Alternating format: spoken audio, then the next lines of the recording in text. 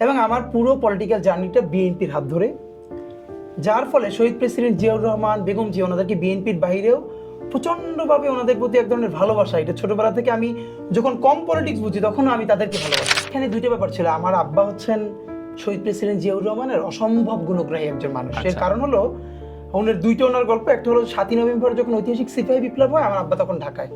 তো উনি আমাদেরকে বলতেন যে মানে আমাদের বাসায় শহীদ জিয়ার অনিষ্টে নিয়ে আব্বা দিনের পর দিন গল্প করতেন। এবং একবার পাবনার ঈশ্বরদীর যে বড় আছে কল, সেটা লস প্রজেক্ট দেখতে জিয়াউর রহমান ওখানে গেলেন। গিয়ে দেখলেন লাঞ্চের আয়োজন অনেক হয়েছে। তো উনি ওইটার এমডিকে ডেকে বললেন যে এই টাকা কার? অফিসের টাকা। বলে আমি এখানে লস প্রজেক্ট দেখতে আসছি আর এইগুলো করছে। উনি না খেয়ে ঢাকায় ব্যাক করে লাঞ্চ করছে। বেগম জিয়ার লিগ্যাসি। বেগম জিয়াকে প্রথম দেখি 4 বা 5-এ পড়ি। উনি নির্বাচনী বক্তৃতা মনে হয় 2011 সালে ঝালকাঠি জেলায় গেলেন। তো আমি তো নলছিটি বাসা, আমার উপজেলায়। ওনানে আমার দেখতেই হবে, কিন্তু বাড়ি থেকে যাইতে দিবে না। আমি যদি বড়দের সাথে গিয়ে উঠি তাহলে সবাই বলবো হুজুরের ছেলে নিয়ে গেলে ঝামেলা পর্ব দিয়ে যাও। আমি সকালে একা একা গিয়ে উঠি, স্টেডিয়ামে বসে আছি বিকাল পর্যন্ত, যে সামনে থেকে ওনার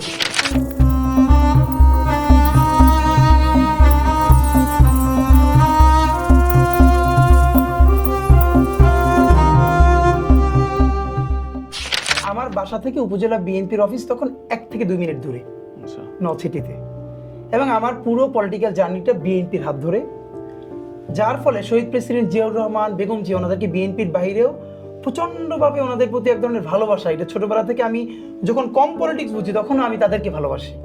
আমার মনে আছে যখন আমি ক্লাস 3-তে পড়ি, আমার বাসা থেকে 1 থেকে 2 মিনিট উপজেলা বিএনপির যেহেতু অফিস, আমার সাথে ফ্রেন্ডরা যখন ক্রিকেট বা ফুটবল খেলতে যাইতো আমি সেটাও যাইতাম, কিন্তু আমি সময় পেলেই বিএনপির অফিসে গিয়ে বসে থাকতাম। যেহেতু আব্বাকে সবাই চেনে, আমাদের পরিবারকে ভীষণ সবাই ভালোবাসে, শ্রদ্ধা করে, তা আমি গেলে তো একটু এক্সট্রা খাতির করতো, চেয়ারে বসাইতো। কিন্তু আমার মনে আছে আজকে যে আপনার 2001-এর আগ পর্যন্ত 96 থেকে যখন আওয়ামী লীগ ক্ষমতায় ছিল, তখন না দেশে আমি ভাবিস তখনও বাংলাদেশে না পলিটিক্সটা ছিল। 2000 সনের দিকে আমি মনে হয় তখন 3-তে পড়ি, যখন বিএনপি হরতাল ডাকতো, তো হরতালের আগের রাতে মশাল মিছিল হতো। দুইটা জিনিস হতো। একটা হলো আগের দিন টেম্পুতে করে মাইকিং হতো, আগামীকালকের হরতাল সফল হোক সফল হোক। সন্ধ্যার পরে মশাল মিছিল হতো। তো আপনি জানেন আমাদের কমন কালচার যে সন্ধ্যার পরে কোনোদিন কেউ বাইরে থাকতে পারবে না, মাগরিবের আগে গিয়ে ঘরে উঠতে হবে, আর নইলে তো মার খেতে হবে বাসায়। তো আমি এই মার খাওয়ার ঝুঁকি নিয়েই যতদিন হরতালের আগে মশাল মিছিল হইতো আমি গিয়ে বিএনপির অফিসে বসে থাকতাম এবং এই মশাল মিছিলে যোগ দিতাম। মিছিল শেষ হওয়ার পরে অল্প কিছু লোক থাকতো, চৌমাথায় সংক্ষিপ্ত একটা বক্তৃতা করে প্রোগ্রামটা শেষ হইতো। কিন্তু আমি শুধু ওই প্রোগ্রামটার জন্য দাঁড়াই থাকতাম। এর কারণ ওইখানে 2-3 জন বক্তৃতা করতেন। এর মধ্যে একজন, আমার নাম আজও, তার নাম আমি স্মরণ করি। বক্তৃতা যে একটা আর্ট হইতে পারে, এইটা আমি জীবনে প্রথম মাথায় আসছে তৎকালীন ছাত্র দলের সভাপতি মান্না ভাই। তো ওনার বক্তৃতা শোনার জন্য আমি দাঁড়াই থাকতাম। উনি বক্তৃতা করতেন এবং উনি স্লোগান ধরতেন দুর্দান্ত। মানে ওনার ইম্প্যাক্ট আমার মধ্যে কেমনে পড়ছে, আমি রাত্রিরে বাসায় ফিরে ফ্লাস্ক আছে না, ফ্লাস্ক ভেঙে গেলে যে উপরের খোসাটা থাকে, কথা বললে অনেক শব্দ হয়, আমি বাসায় এসে সেই স্লোগানগুলো দিতাম। দোকানপাট ঘুরবে না, গাড়ি ঘোড়া চলবে, এবং তার বক্তৃতাটা আমি বাসায় করতাম। পরের দিন সকালে যখন হরতাল, স্বাভাবিকভাবে মাদ্রাসা বন্ধ, ক্লাস হইতো না, তো আমি ওই যে পিকেটিংয়ে তাদের সাথে যোগ দিতাম। মানে তারা হাঁটতো, তাদের সাথে চলতাম। এবং হরতালের আগের দিন যখন টেম্পুতে মাইকিং হতো, আগামীকালকের হরতাল সফল হোক সফল হোক, আমি তাদের সাথে টেম্পুতে উঠে যেতাম। এবং আমার তখন বলতো যে তুমি বলো। এখানে দুইটা ব্যাপার ছিল। আমার আব্বা হচ্ছেন শহীদ প্রেসিডেন্ট জিয়াউর রহমানের অসম্ভব গুণগ্রাহী একজন মানুষ। এর কারণ হলো ওনার দুইটা ওনার গল্প। একটা হলো 7ই নভেম্বর যখন ঐতিহাসিক সিপাহী বিপ্লব হয়, আমার আব্বা তখন ঢাকায়। তো উনি আমাদেরকে বলতেন যে মানে আমাদের বাসায় শহীদ জিয়ার অনিষ্টে নিয়ে আব্বা দিনের পর দিন গল্প করতেন। তো শহীদ প্রেসিডেন্ট জিয়াউর রহমানের যে 7ই নভেম্বর যে ঐতিহাসিক সিপাহী বিপ্লব যেটা আমরা বলি, ওই দিন আব্বা বলতেছে যে উনি দেখছেন যে মানুষ নারায়ে তাকবীর আল্লাহু আকবার বলে মিছিল দিতেছে আর এটাকে কনগ্রাচুলেট করতেছে, ওয়েলকাম করতেছে। আমার উপজেলায় শহীদ প্রেসিডেন্ট জিয়াউর রহমান খালকাটা কর্মসূচিতে গেছিলেন এবং আলেমদের তরফ থেকে আব্বা তার সাথে মিট করার সুযোগ পেয়েছিল। এবং ওই যে তার ইম্প্যাক্ট, তার সাথে চলা, এত সিম্পল লাইফ। এবং আমি আপনাকে বলি, এটা আব্বা আমাকে বলছে অনেক পরে, আমি এইটা আবার অনুরণন পাইছি। মানে আব্বা যখন বলে তখন তো আমরা ছোট। সর্বশেষ এটা আমার দেশ পত্রিকায় সম্ভবত 2011 সালে জিয়াউর রহমানের পেশ সচিব ছিলেন, ভদ্রলোকের নামটা এই মুহূর্তে বলি, উনি এখন আমেরিকায়। শহীদ প্রেসিডেন্ট জিয়াউর রহমান মারা যাওয়ার পরে উনি আবার ভয়েস অফ আমেরিকায় যোগ দিছে। হ্যাঁ, যোগ দিছে। উনি বাংলাদেশে আসছিলেন। তা আমার দেশ ওনার 2টা ইন্টারভিউ ছাপছে। উনি একসময় চলচ্চিত্র নায়কও ছিলেন, আর জিয়াউর রহমান ওনাকে ডাইকে আবার ওনার প্রেস সচিব বানাইছিলেন। আচ্ছা। তো উনি দীর্ঘ একটা কলাম লিখছিলেন জিয়াউর রহমানের স্মৃতি নিয়ে, ইন্টারভিউ নিয়ে। তো সেইখানে উনি বলতেছেন যে জিয়াউর রহমান, ওনার একটা কাজ ছিল, কাজটা হলো জিয়াউর রহমান যখন উনি প্রচুর জেলা সফরে যাইতেন, তো যেই জেলায় যাবেন তার আগের দিন সার্কিট হাউসে ফোন করে ডিসিকে জানানো অথবা ডিসিকে বলা যে তুমি সার্কিট হাউসে খাবেন, যে প্রেসিডেন্ট ভাতের সাথে একটা সবজি, একটা মাছ, একটা মুরগি বা ডাল, মানে আপনি ভর্তা দেন, সবজি দেন, মাছ দেন, 4 আইটেমের বেশি হতে পারবে না। আচ্ছা আচ্ছা। এর বেশি যদি হয় তাহলে প্রেসিডেন্ট খাবেন না। ওনার দায়িত্ব ছিল সেই প্রত্যেকটা ডিসি অফিসে ফোন করে এটা জানানো। এবং একবার পাবনার ঈশ্বরদীর যে বড় আছে কল, সেটা লস প্রজেক্ট দেখতে জিয়াউর রহমান ওখানে গেলেন, গিয়ে দেখলেন লাঞ্চের আয়োজন অনেক হয়েছে। তো উনি ওইটার এমডিকে ডেকে বললেন যে এই টাকা কার? অফিসের টাকা। বলে আমি এখানে লস প্রজেক্ট দেখতে আসছি, আর এইগুলো করছে। উনি না খেয়ে ঢাকায় ব্যাক করে লাঞ্চ করছেন। তো ওনার ওই গল্পটা আমার মনে পড়ছে, তখন রাত্রির 2:30-3টা বাজে, ঘুমাই নাই।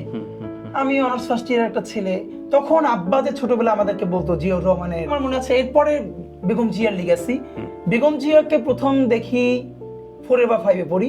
উনি নির্বাচনী বক্তৃতা মনে হয় 2011 সালে ঝালকাঠি জেলায় গেলেন। তো আমি তো নলছিটি বাসা, আমার উপজেলায়, ওনানে আমার দেখতেই হবে, কিন্তু বাড়ি থেকে যাইতে দিবে না।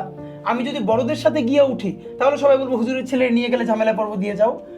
আমি সকালে একা একা গিয়ে উঠি, স্টেডিয়ামে বসে আছি বিকেল পর্যন্ত, যে সামনে থেকে ওনারে দেখতে হবে, ভদ্র মহিলারে। এবং সেইটা করে বাড়িতে ফিরলাম সন্ধ্যার পর। এর মানে হলো এই পলিটিক্যাল জার্নিটা আমার ছোটবেলা থেকে, আমি ভালো স্লোগান দিতাম, ভালো বক্তৃতা করতাম। এবং মজার ব্যাপার হলো 2001 সনে সম্ভবত আমি 5-এ পড়ি, আমার এলাকায় যিনি বিএনপির প্রার্থী, উনি ওনার নির্বাচনী প্রচারণায় আমি প্রথম বক্তৃতা করলাম। মানে হইলো আমার এলাকায় সবাই যেহেতু জানে আমি ভালো স্লোগান দিয়ে বক্তৃতা করি, সবাই ধরে উঠে দিল হাদি হুজুরের ছেলে, ও কথা বলবে। এবং এত ভালো হইছে, আমার মনে আছে ওই আমলে উনি বেশ কিছু টাকা গিফট দিলেন আমারে। তো আমি আবার ফ্রেন্ডদেরকে নিয়ে মিছিল টিছিল করে বাসায় ফিরে আসছি। তো ওই যে নির্বাচন অথবা ইলেকশন পলিটিক্স, এই পুরো জার্নিটা মানে যখন থেকে বুঝি, মানে তখন থেকে এটার সাথে আছি। দেখেন সামাজিক বাস্তবতা কি, আমি যখন জিয়া হলে উঠতে গেছি, মানে আমার হল ছিল জিয়া হল, আমি তো 2 দিন থেকে আমি চলে আসলাম। মানে আমি যেটা নিতে পারি নাই সেটা হলো এটার সাথে এটা কানেক্টেড। মানে ছোটবেলা থেকে যেহেতু একে আব্বার জার্নি, তারপরে আমিও আমার শুধু ক্লাসে না, মানে পুরো ক্যাম্পাসে ছোটবেলা থেকে ভীষণ সেলিব্রেটেড। মানে আমি যেখানে পড়ছি ইন্টার পর্যন্ত 5000 স্টুডেন্ট শুধু হোস্টেলে থাকতো। আচ্ছা। তো আমার আগে পরে আমার থেকে বেশি সেলিব্রেটেড কোনো ওখানে স্টুডেন্ট নাই, মানে সবাই মিলে এত ভালোবাসতো আমার এক নামে, আমার সিনিয়ররা জুনিয়ররা। মানে আমি একটা ডিগনিটির মধ্য দিয়ে আসছি। উঠে দেখলাম, মানে দেখেন আমি আমারে কেউ তুই করে বলবে ভালোবাসার জায়গা থেকে একটা ভিন্ন, কিন্তু কিচ্ছু চিনি না, সে একটা গার্ডস নিয়ে আমাকে তুই করে বলবে, এটা আমি মানতেই পারি। তাচ্ছিল্যের তুই, এসে সে ছাত্রলীগ, এই তুই এটা কেন করছিস? সালাম দিলাম হ্যান্ডশেক করার জন্য, স্বাভাবিক আমি ভদ্রতার খাতিরে 2 হাত দিয়ে করি। তো নতুন নিয়ম জানলাম যে 2 হাত দিয়ে করলে শিবির, 2 হাত দিয়ে করে। হ্যাঁ, আমি আপনাকে হলে বলি আমাকে কি কি শেখানো হয়েছে আমাদেরকে গেস্ট রুমে। আপনি আমাকে সালাম দিলেন, তো একটা আমাদের কালচার কি, 1 হাত বললে তো আর কিন্তু এলাকার বেয়াদব বলবে যে ছেলেটা কেমন ওয়েস্টার্ন, এরকম করে আমরা কিন্তু 2 হাত দিয়ে করি, করে একটু বুকে হাত রাখি অনার করে। তো এরকম করলাম, এটা করা যাবে না, এটা হলো শিবির। কিভাবে করতে হবে? বাম হাত পিছনে থাকবে, ডান হাতে এরকম হবে, এই জন্য নন শিবির হ্যান্ডশেক। হ্যাঁ, এরপর আমার তুই তো করে বলতেছে। আমি ওই রাত্রিরই বাসা, কারণ যেহেতু আমার বোনের বাসা ঢাকায়, আমার এমনিতেই থাকতে দিতে চায় না, আর আব্বা জানে।